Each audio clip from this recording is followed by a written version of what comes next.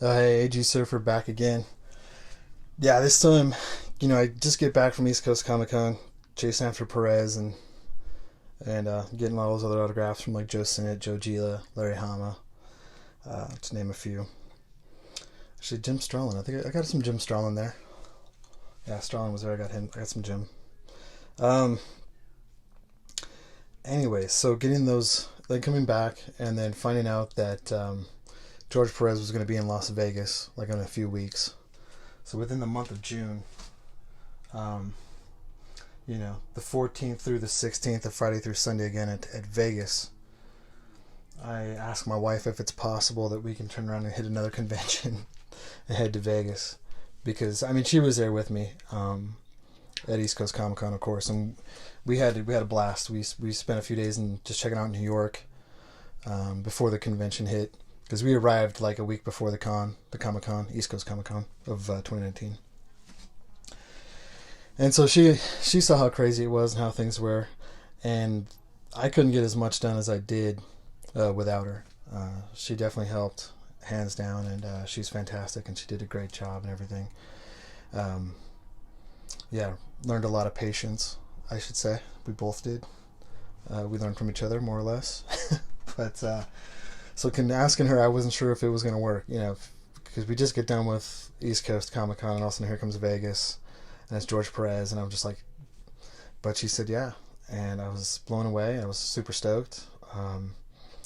And again, she helped me out. She helped me get George Perez. Had we met George Perez, we finally got to meet him. Um, and this was like my second time meeting Perez, but prior to this, it was probably back in 2016 or 14 that I met Perez for the first time. You know, but this was special because he was saying that this was it, is his farewell tour, and he's not going to do any more Comic Cons. So it was like the last chance to get to meet him, to say thank you for everything that you've done, to thank him, and to just get a couple of get those books signed. And he had limits on the books. I think it was 4 or 5 per person actually. So I mean, my wife being there with me, I mean that's 5 more books, right? Um, so again, that was phenomenal. Last year in June of you know getting to get chasing after Perez, and that was literally whatever it takes. You know, that was that mantra from the Avengers. So with that, let me get on to the books. So again, Las Vegas Con, meeting George Perez, actually waiting in line because I really didn't. There were other artists there. Jim Starlin was there again. Ron Lim was there again. Ron Lim and Jim were at East Coast Comic Con. They had the whole lineup, of Jim Starlin, George Perez, Ron Lim, and Joe Rubenstein all in one spot, East Coast Comic Con.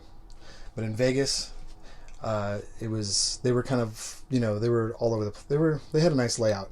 But Jim Starlin was near Ron Lim. Rubenstein was in the back. I went and got some Jim Starlin from Vegas. Um, and CGC was there in Vegas, so that helps. Directly submit to CGC. Desert Wind is fantastic though. I mean, my hat's off to him because they took care of me and my books. It's just when you're dealing with a third party, it's going to take a little longer to get those books back. A little longer than usual. It can,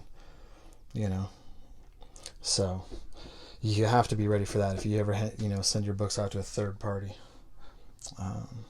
It can be a little longer than directly sending it to the actual company themselves.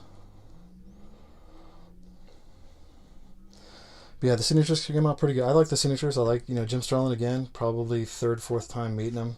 Nice guy, great guy. I think he's a great guy. He's cool. It was great to see him.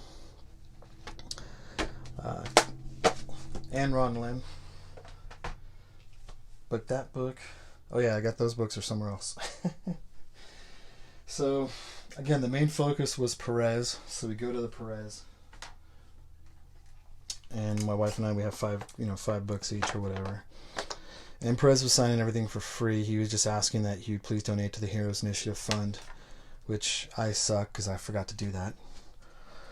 It was such a whirlwind of meeting him and being in line and getting the autographs and then submitting the books that I forgot to put that money in his baggie. But to but when I was in East Coast Comic Con, when I got to meet Perez. I got to watch Amazing Murph-Knitter get some autographs by Perez, and Amazing Murph-Knitter got a book signed for me. Cholula got a book signed for me. So that was awesome. When I was meeting Perez, and toward the end of the night, I did put some money. I bought a print from him, or from his handler. George Perez bought like 1 or 2 prints, I believe, at least 1 obviously, but I think 2 prints. And I put money. That money went to the Heroes Initiative Fund. So, but here goes these covers that he did. Some current covers that came out in 2019. The War of the Realms, signed by George Perez. 9/6. It's a nice Thor cover. And the Wolverine, which I love in that, and that's also in that. It's the Sue Storm blue, or the Sue Storm turquoise. 9/8 white. New books, white pages. Right. 9/6. I'm not bummed. You want everything to be 9/8, but hey, at least it's not a 5.5 or something. So it's still in the 9s. I ain't tripping too hard. AG blue, I should say, right? Blue paint pen. Yeah, it's the paint pens, and just meeting Perez and getting to say farewell to him and thank you was just phenomenal. And my wife and everything was just, it was a little crazy in Vegas, just not as crazy as it was in East Coast Comic Con. I believe they learned what they could from East Coast. I'll try to clean it up in Vegas. But you had those little number, you had the little raffle cards, and you had to wait and all that stuff. I had a bunch of different books for Perez, because I didn't find out he did a Peter Parker the Spectacular Spider-Man number 10. It's warm up here. I'm upstairs. It's warm, and I'm quite parched. I should have had a beverage. The Perez again in that nice Sue Storm turquoise. I believe it was 10 and 11 or 9 and 10. He did 2 to 3 issues of Peter Parker. So this cover I particularly liked, and I thought the placement would be cool because it's a darker cover. The signature would pop. 9 white pages. It's from my collection. Everything's from my collection, but that was from when I was buying way back when I started collecting. Miss Marvel, number 23, came back in 9/6 with white pages. That blue might be a little tougher because it's mixed in there, but there you go, George Perez. Just leave that up there. This one again. This signature pops on this one. Marvel Fanfare number 10, the Black Widow cover that he did. Very nice signature there. Oh man, I was looking forward to that movie this year, but I'll still be looking forward to seeing it in the theater. Don't know that I'll be the first in the theater to see it. Might wait a while. But obviously if I go to the theater, it's going to be in a hazmat suit. Probably.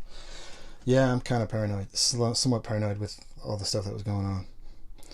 I don't want to take any chances. New Teen Titans number 2, first appearance of Deathstroke. Really, again, happy with that grade as well. 9/0, white pages, that Perez. And let's see, what else I got down there?